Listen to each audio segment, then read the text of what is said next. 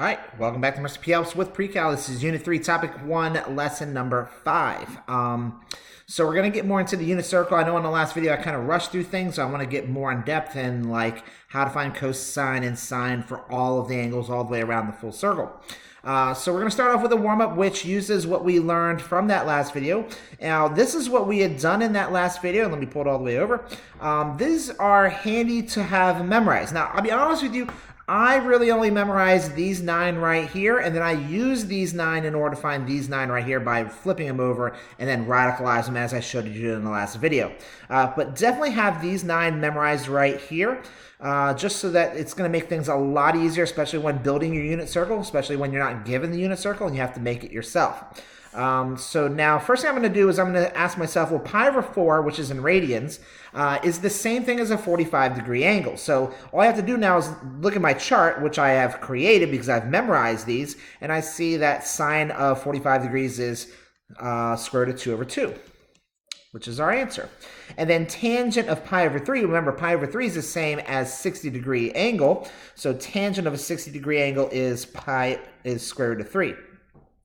And then cosine of 5/4. Now, 5/4 is the same reference angle as a 45-degree angle. And that's what I'm going to be showing you on the next slide here in a second, and how I know that cosine of 5/4 pi is in the third quadrant. But it's the same reference angle as a 45-degree angle.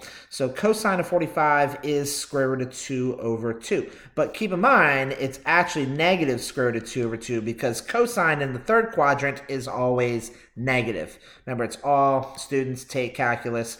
All of them are positive here. Only sine is positive. Only tangent is positive here. I was about to think I made a mistake there. All tangent is positive, and then all cosine is positive in the fourth quadrant. All right, 7/6 is the same reference angle as 1/6, which is 30 degrees. So cosecant of a 30-degree angle is 2, and there's your answers for the warm-up. Now, like I said, it became a lot easier when you had these memorized or when you have these handy. And if you don't have these handy, it makes it a lot more difficult. That's why it's important that you memorize these basic, these are the standard right triangles, 30, 60, 45. All right, so now how do I know which quadrant I'm in? Well, you know pi over 6 is 30 degrees. We've talked about that. Well, what if it's 5 pi over 6? Now, pi over 6 is right here, circled, so that really means that you've gone 30 degrees 5 times. Well, 5 times 30 is 150 degrees. So this is 150 degrees, and you know 150 degrees is in the second quadrant. 7 times 30 is 210 degrees, and you know 210 degrees is in the third quadrant. So basically, it's just take whatever is being multiplied by the pi over 6, and then you multiply that by 30 degrees, and there you go. Now you can figure out which quadrant you're in. 11 times 30 gives you 330, so you know that this is going to be in quadrant number 4. So pi over 4 is the same as 45 degrees. You know that. So just multiply 3 times 45 degrees. So that's going to give you in quadrant 2. 5 times 45 degrees. Well, it takes... I'm sorry, I think I just messed that up. No, I didn't. So 5 times 45 degrees. So 1, 2, 3, 4, 5. So 4 45 degrees gets you to 180. So you know 5 45 degrees is going to be in the third quadrant. And then 7 45-degree angles is going to be in the fourth quadrant. Pi over 3 is 60 degrees. And 2 60 degrees would be 120. So you know that's in quadrant 2. 4 times 60 would be 240, so you know that's going to be in quadrant 3.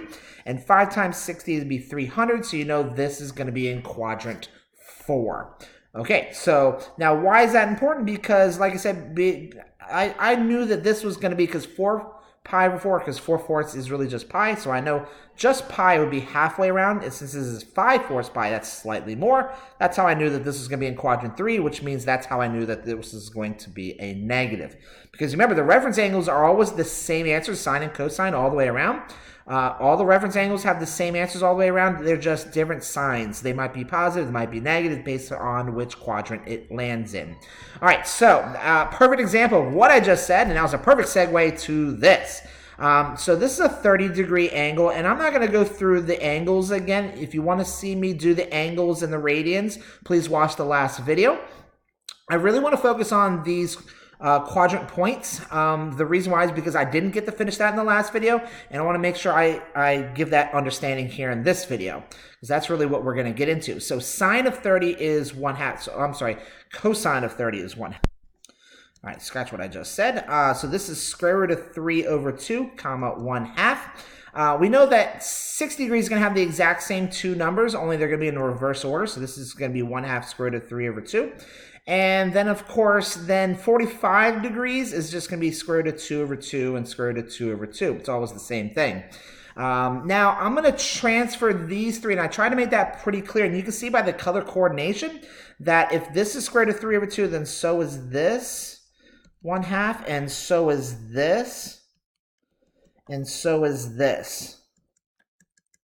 And if this is square root of 2 over 2, then so is everything that's going to be in green. Square root of 2 over 2, square root of 2 over 2, square root of 2 over 2, square root of 2 over 2. It's a lot of repetition when making this, as you can clearly see.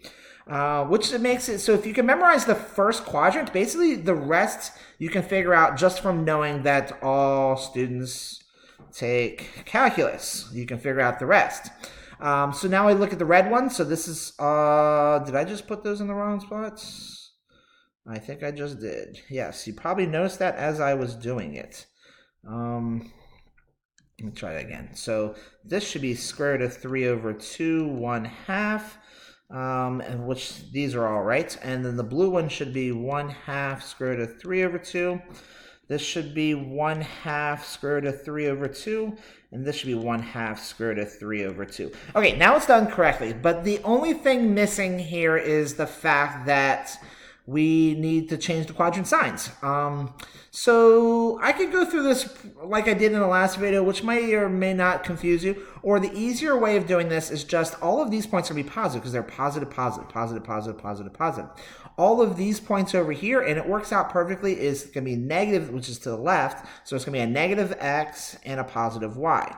And then these down here are going to be to the left and down, so that's a negative, negative. And then these over here are to the right, so that's x is positive, but the y is negative. So it's positive, negative, positive, negative, positive, negative. So there we go. So remember, cosine is positive, so that's the reason why the first ones are positive here. These are all positive, and sine is positive. That's why the cosines are negative. Remember, it's always cosine, comma, sine, because as we talked about in the last video, it's always x, y, and cosine is x over r, and sine is y over r. So anything over 1 is itself. So this is really x, which is cosine, and this is really just sine, which is r. And then over down here, only tangent is positive, so both cosine and sine are both negative. Now, that only leaves me one last thing to show you in this video, which is, well, what about these points right here? I didn't talk about these in the last video either.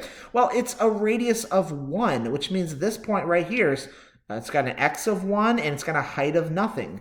And then this point right here, it goes left to right, nothing. For me to get from here, the origin, to here, I would go right, nothing, and up 1. And then for me to get from here to here, I would go left 1 and up nothing. And then for me to get from here to here, I would go right, nothing. And I know you probably can't see that on the screen. And then negative 1. All right, and there you go. You have completed your unit circle. The only thing left to do would just be counting by 30s, going around this way, and then filling in your radians on the outside. But like I said, if you want to see those, just watch the last video, and I did that, and I did them all, and explained them. All right, thanks again for watching. Have a great day.